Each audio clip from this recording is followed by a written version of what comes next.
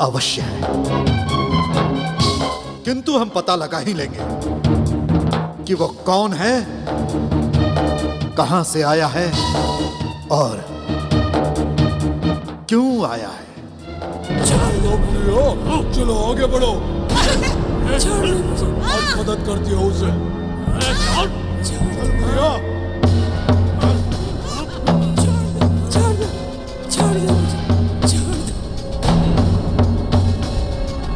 बुढ़िया, तूने ही छिपाया था ना उस वानर को अपने घर में। उसने तुझे तो बताया ही होगा कि कौन है वो और यहाँ क्यों आया है। मुझे कुछ नहीं पता, और यदि पता भी होता तो मैं कभी नहीं बताती। हाँ, तू ऐसे नहीं बताएगी। देख, इसकी मार बहुत ही भयंकर होती है। अपने बुढ़ापे पर तो दया कर। बुढ़ापे में एक बार हड्डियां टूट जाएं तो जुड़ नहीं पाती। अभी भी समय है, बता दे, हम तुझे छोड़ देंगे। अन्यथा क्या, मार ही डालेगा ना। इसके सिवा तुम कर भी क्या सकते हो। तू बहुत ढीठ है बुढ़िया, ऐसे नहीं बताएगी।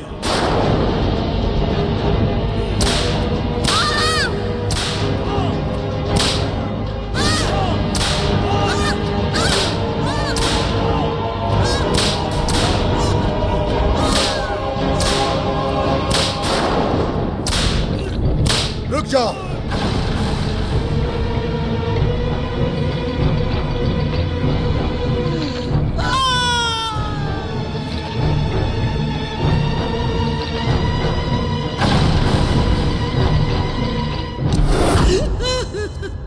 बढ़िया, लगता है कि तू भूल गई कि तेरे पति को भी वानरों का साथ देने के कारण ही मार दिया गया था। यदि तूने उस वानर के बारे में नहीं बताया तो तू भी मार दी जाएगी। याद है ना कि कितनी भयानक मौत दी थी मैंने उसे। इन्हीं पंजों से नोच नोच कर उसे। हाँ, याद है मुझे। अत्याचार करने के सिवा तुम्हें आता ही क्या है। आज तुम्हारे ही कुकर्मों के कारण हमारा ये ऋक्ष प्रदेश सबसे अलग थलग हो चुका है। आज कोई भी ऋषि बाहर जाने से डरता है कि कोई उसे मार ना डाले। चुप कर बुढ़िया। क्यों, सच्चाई कड़वी लगी ना। अरे धुर्तो, शीघ्र ही तुम्हें तुम्हारे पापों का दंड मिलने वाला है। और सुन, ये वानर बालक अंजन प्रदेश से आया है और महाराज केसरी का पुत्र है।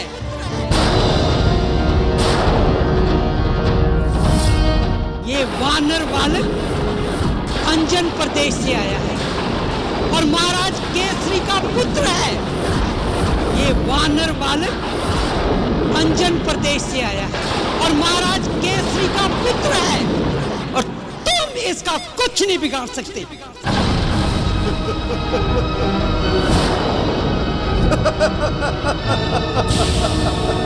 अंजन प्रदेश, जामवंत की कर्म भूमि। अंजन प्रदेश।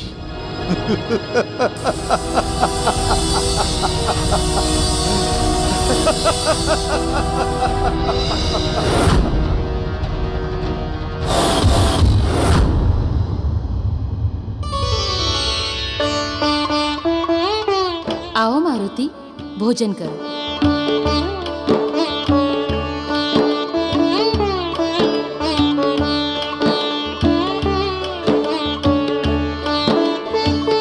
क्या देख रहे हो मारुति, भोजन आरंभ करो।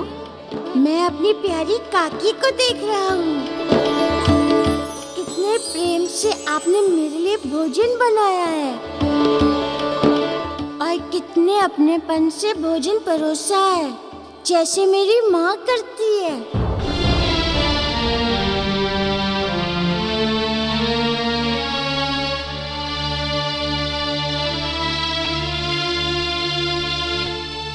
अच्छा अच्छा, अब बातें बंद करो और भोजन करो। तुम्हें भूख लगी है ना?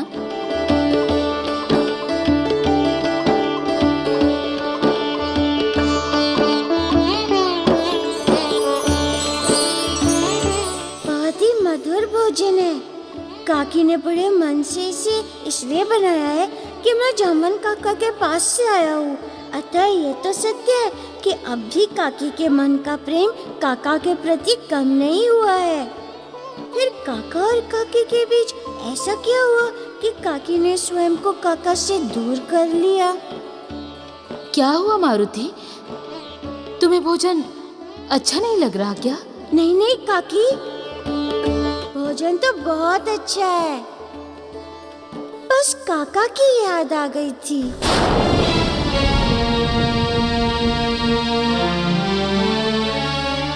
कभी वो भी यही बैठकर भोजन करते होंगे।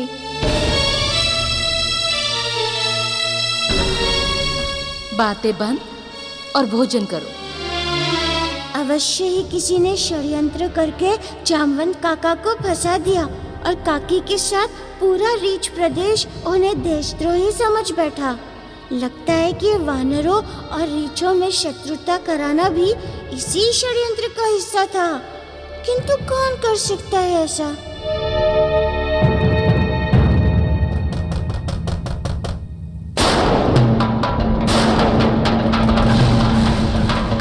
इस समय कौन हो सकता है और क्यों आया होगा? मारुति, तुम शीघ्र ही कहीं छुप जाओ। आप हमारी चिंता मत करिए, अब हमारी काकी हमें मिल गई है। इस राज्य में हमारा कोई अहित नहीं कर सकता। आप द्वार खोलिए।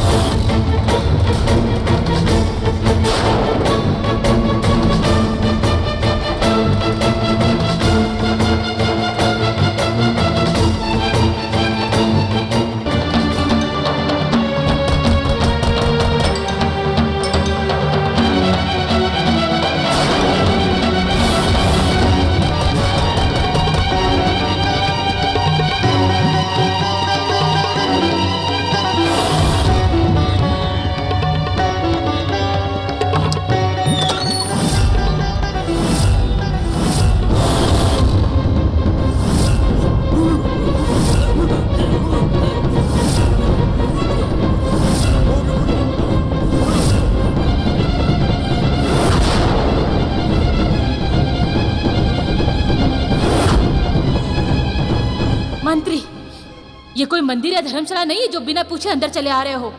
रुष्ट मत होइए देवी, आप तो कभी बाहर निकलती ही नहीं है।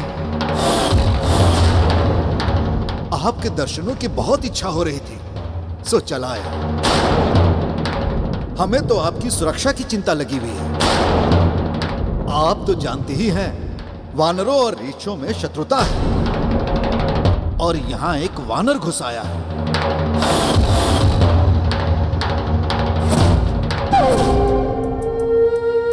हमें पता चला है कि वो आप ही का नाम पूछता हुआ घूम रहा है।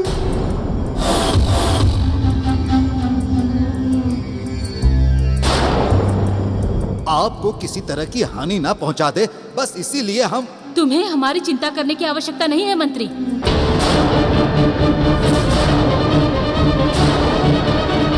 ये क्या कह रही हैं देवी? हमें तो सारे राज्य की चिंता करनी पड़ती है। और फिर आपके पति जामवंत जी भी तो वानरों के राज्य में रहते हैं ना।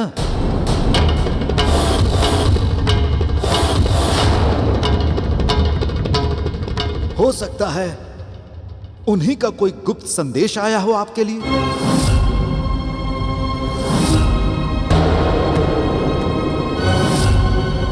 सैनिकों, तुम सारा घर देख लो, जाओ। चलो चलो देख लो।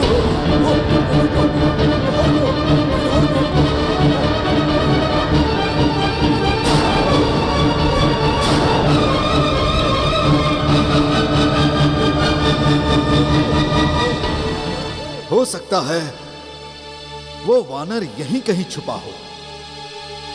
मंत्री, अपनी सीमा से बाहर जाने का प्रयत्न मत करो। हम यहाँ के महाराजा की भाभी हैं।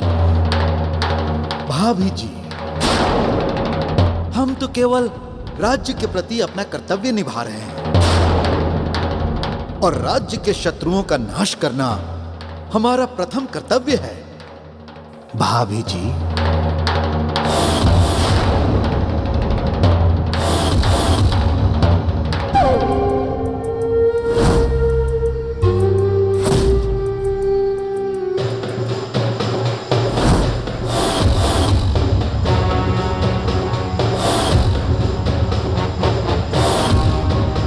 ये मारुति कहाँ चला गया होगा?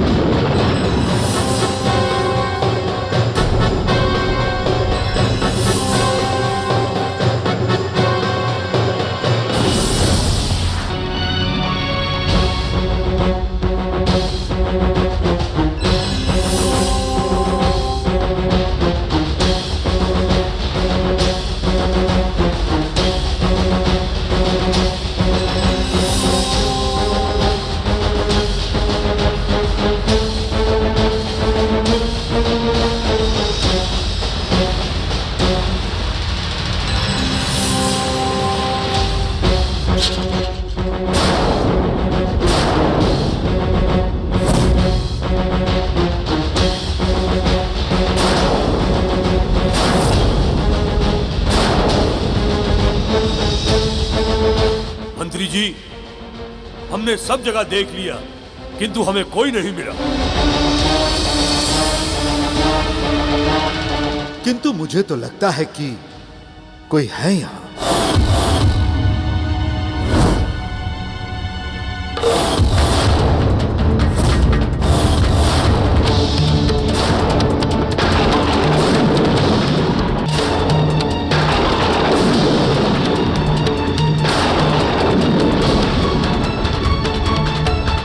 ये भोजन किसके लिए लगाया गया है भाभी जी?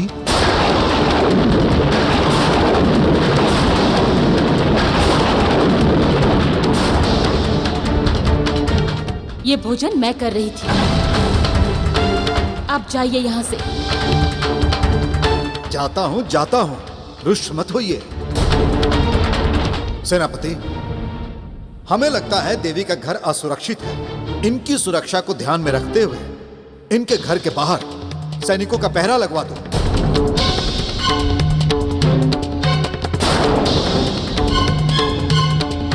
ठीक है मंत्री जी।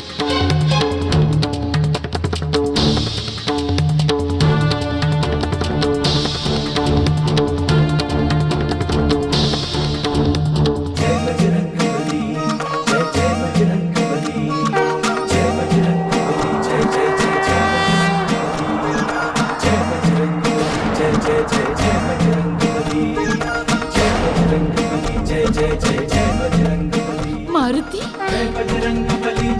तुम उड़ भी सकते हो? जय बजरंगबली, जय जय जय जय बजरंगबली। हाँ काकी, जय जय जय जय बजरंग। मैं उड़कर कहीं भी आ जा सकता हूँ। जय बजरंगबली। मुझे मेरे धर्मपिता पवन देव ने उड़ना सिखाया है। जय बजरंगबली, जय जय जय जय। मारुति, अब मुझे संतोष हुआ कि तुम्हें कोई सहजी हानि नहीं पहुंचा सकता। तुम साधारण बालक नहीं हो। मुझे पूरा विश्वास है कि जिस भी कार्य के लिए तुम यहाँ आए हो वो तुम अवश्य पूरा करोगे।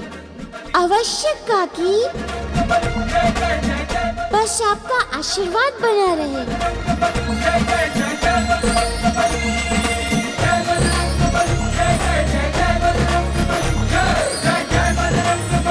इस मंत्री को देखकर हमें कुछ समझ में आ रहा है कि वो षड्यंत्र किसने रचा होगा।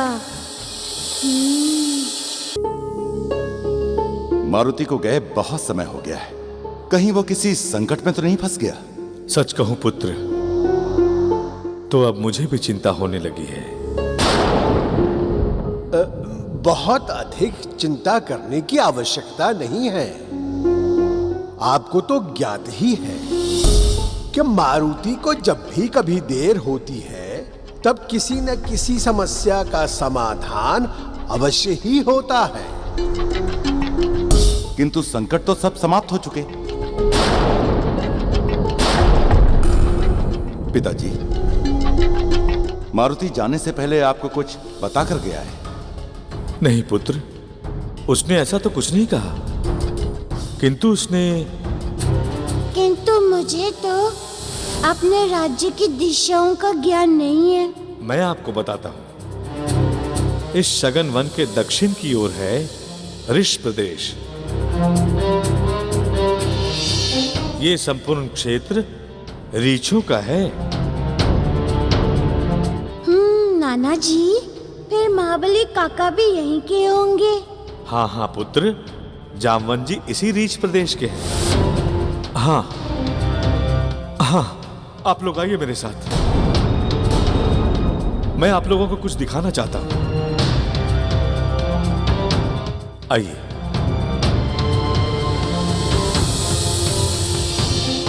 ये देखो पुत्र, यही वो मानचित्र है पुत्र,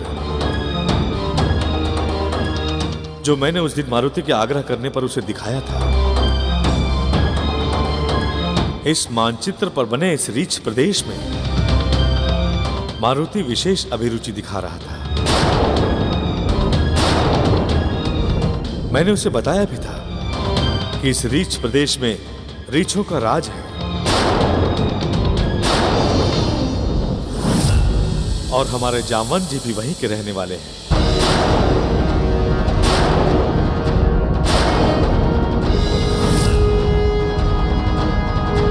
केसरी पुत्र, कहीं ऐसा तो नहीं कि मारुति ऋक्ष प्रदेश में ही गया हो? नहीं, यदि ऐसा हुआ तो अनर्थ हो जाएगा।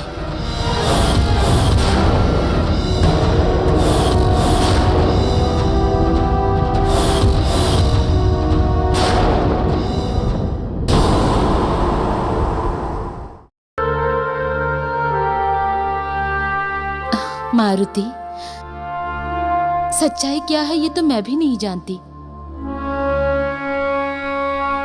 परंतु एक समय था जब तुम्हारे काका और उनके भाई रीछपति दोनों में बहुत प्रेम था। दोनों एक दूसरे के बिना एक क्षण भी नहीं रह पाते थे। प्रातः होते ही दोनों गदा युद्ध का अभ्यास करते थे।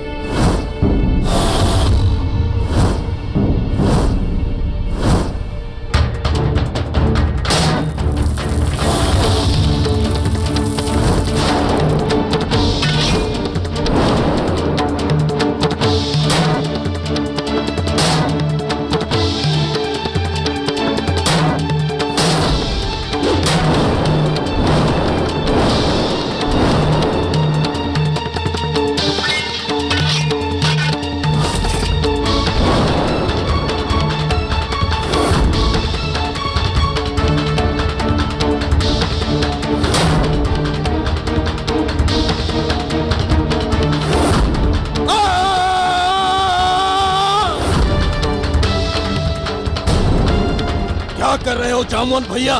तुम हारने वाले हो, संभालो अपने आप को। नहीं रक्षपति, आज मैं नहीं हारूंगा, आज मैं तुम्हें हराऊंगा।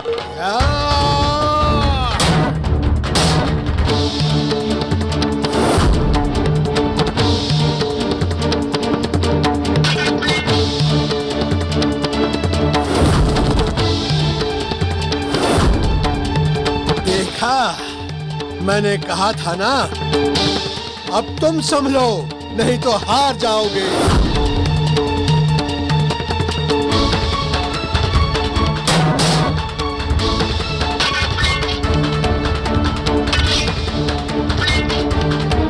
भैया, मैं तुम्हें हारने नहीं दूंगा।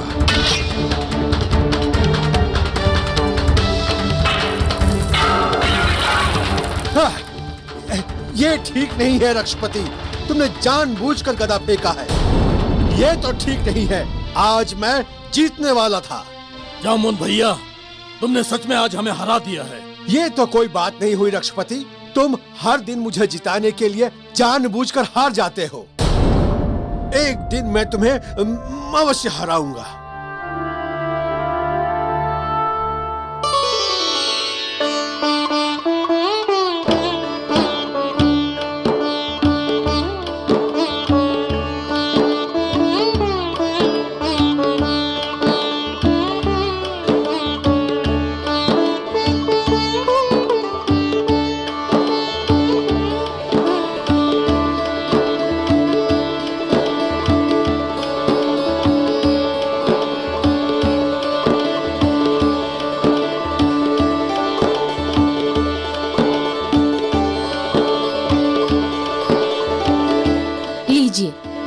कुछ खा लीजिए और ये हर दिन का लड़ना झगड़ना बंद कीजिए। मधुवंती जी, ये झगड़ा नहीं है, ये तो आपस का प्रेम है और ये प्रेम सदा ऐसा ही बना रहेगा। आप लोगों का प्रेम ऐसे ही बना रहे, कभी सच में भी झगड़ा ना हो और ऐसे ही प्रसन्न रहे। तुम स्त्रियां तो व्यर्थ में ही चिंता करती रहती हो। आज हम तो प्रसन्न हैं ही, हमारी सारी प्रजा भी प्रसन्न है। हाँ भाभी, हमारे राज्य में सब सुख से हैं और समृद्ध भी, और शक्ति में भी हमारा राज्य किसी से कम नहीं है। और आज हमारे राज्य की ओर कोई दृष्टि उठाकर भी नहीं देख सकता। जामुन भैया, हम बहुत दिनों से सोच रहे थे कि अपने राज्य की सीमा बढ़ानी चाहिए। आसपास के राज्यों को जीतकर उन्हें अपने राज्य में मिला लेना चाहिए।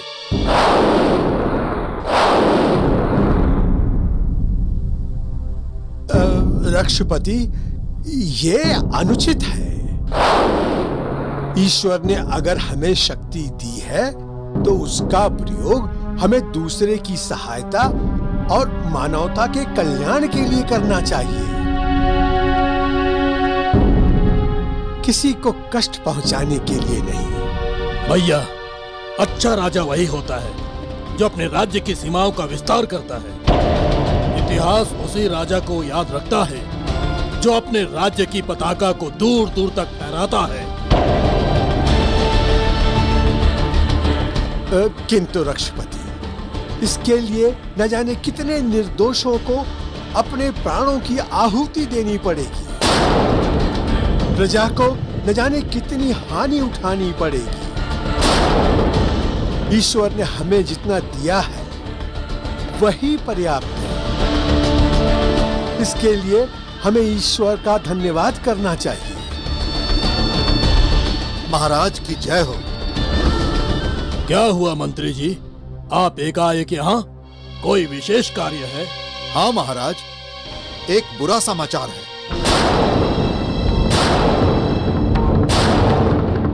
महाराज, वानरों ने हमारी सीमा में घुसकर उत्पात मचा रखा था। वो लूटपाट कर रहे थे और उन्होंने हमारे बहुत से लोगों को मार डाला।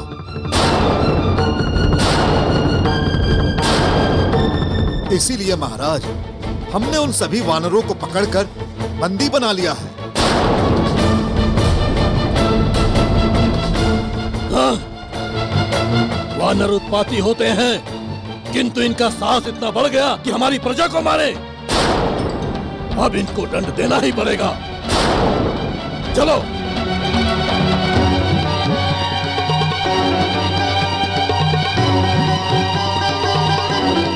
स्वामी, वानर तो उत्पाती होते हैं, परंतु वो रीछों को मारे, ये कैसे संभव हो सकता है? यही तो मैं भी सोच रहा हूँ देवी, किंतु भय इस बात का है कि रक्षपति क्रोधी स्वभाव का है और क्रोध कभी कभी विवेक को हर लेता है। हमें आशंका इस बात की है कि किसी दिन रक्षपति क्रोध में आकर कोई अनर्थ न कर बैठे।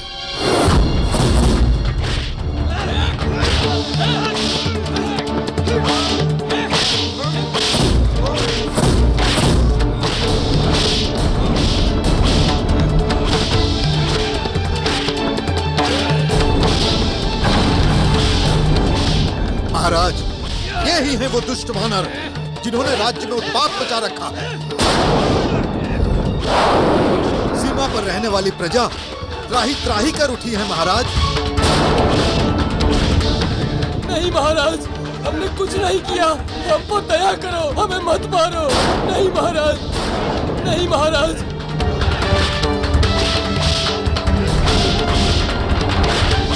तुम वानरों का इतना साहस हो गया कि तुम रीछों को मारने लगे।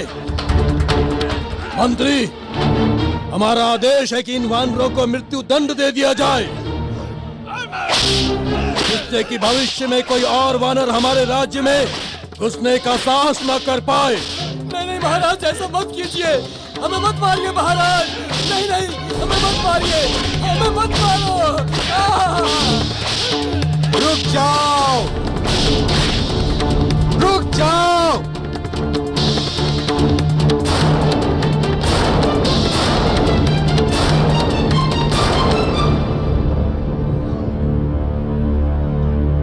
रक्षपति, ये तुम क्या कर रहे हो? कोई भी निर्णय लेने से पहले एक बार इन वानरों से पूछो तो कि इनका दोष क्या है। इन्होंने सच में किसी को मारा भी है या नहीं? अगर इन्होंने मारा है तो इन्हें मृत्युदंड अवश्य मिलना चाहिए।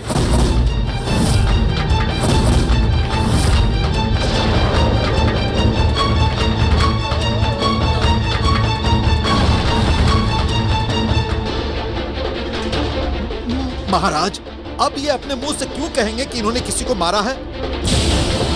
फिर भी सच्चाई की परख किए बिना कोई भी निर्णय लेना अनुचित है।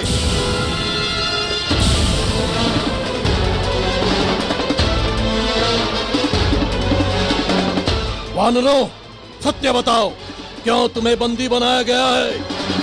क्या तुमने हमारी प्रजा के साथ लूटमार की है?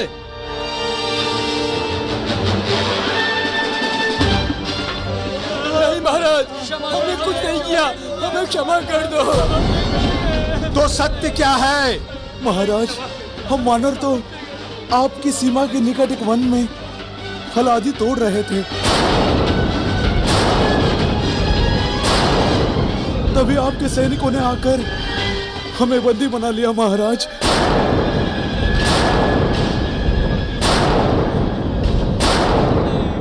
महाराज, कुछ दिन पहले हमारा वहाँ एक रीछ मरा पाया गया था, उसे भी इन्होंने ही मारा होगा। ऐसा तुम कैसे कह सकते हो कि उस वृक्ष को इन्होंने ही मारा था?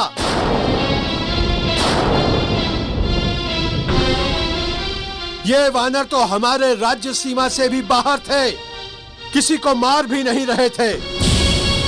फिर भी तुमने कहा कि ये वानर मार काट कर रहे थे।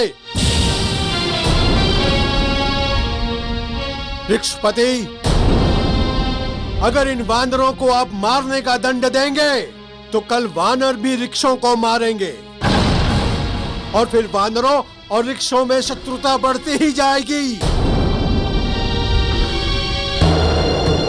मंत्री जी, दंड देने से ही समस्या का समाधान नहीं होता है। किसी के प्रति किया गया अन्याय समस्याओं को और भी बढ़ा देती है। मैं अभी इसी समय इन वानरों को मुक्त करता हूं।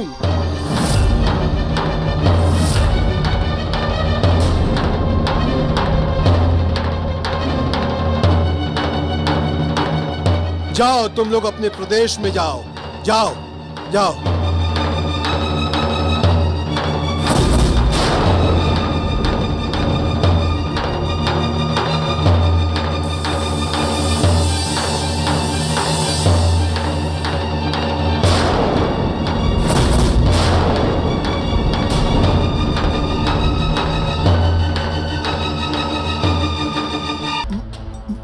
महाराज, देख लीजिएगा, जामवंत जी की इन वानरों से मित्रता एक दिन राज्य के लिए संकट खड़ा कर देगी।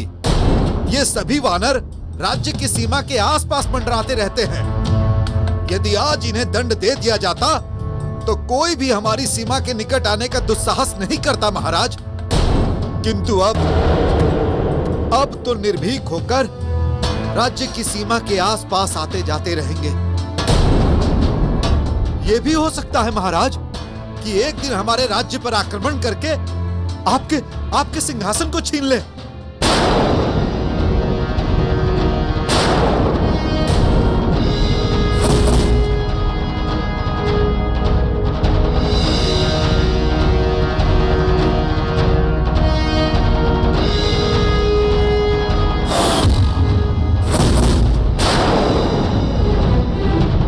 जब तक इन भाइयों में एकता रहेगी, जब तक ये प्रेम के बंधन में बंधे रहेंगे, तब तक मुझे इस राज्य का सिंहासन नहीं मिल सकता। सबसे पहले मुझे इन दोनों भाइयों के प्रेम के बंधन को तोड़ना होगा। इन्हें किसी भी प्रकार एक दूसरे से अलग करना होगा, और वो एक दिन अवश्य आएगा, अवश्य।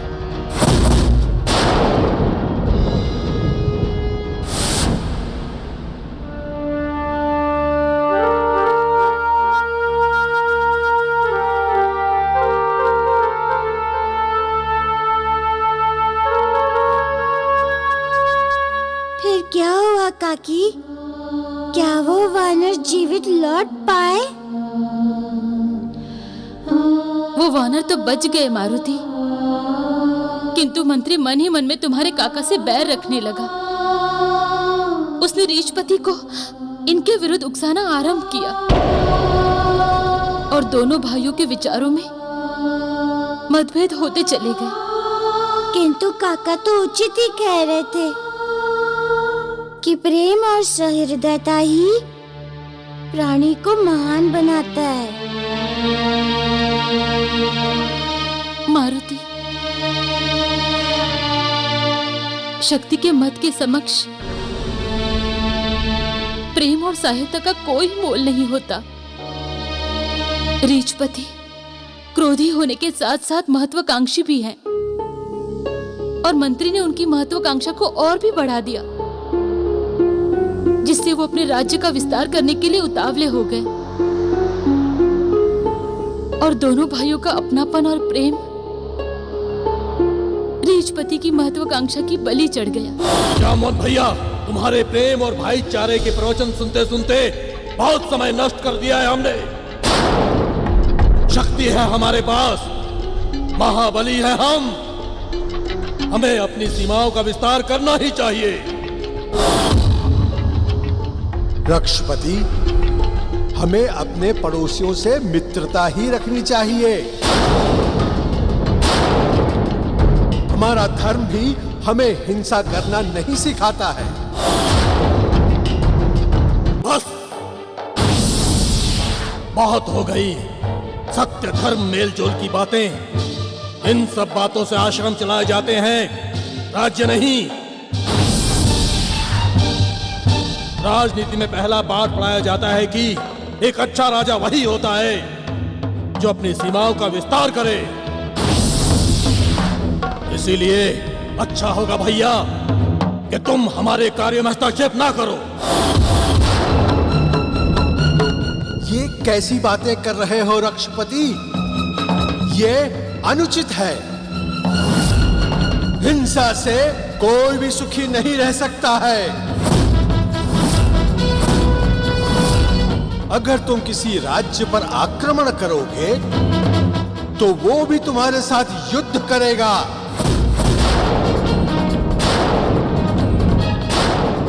और हमारे सैकड़ों निर्दोष सैनिक मारे जाएंगे। वीर जी ने मरने की नहीं सोचते जामन भैया।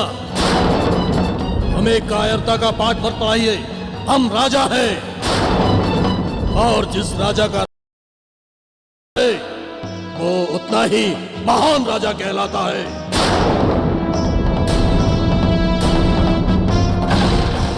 किसी प्राणी के प्राण लेकर उसे कष्ट पहुंचाकर महान बनने में कहां की महानता है?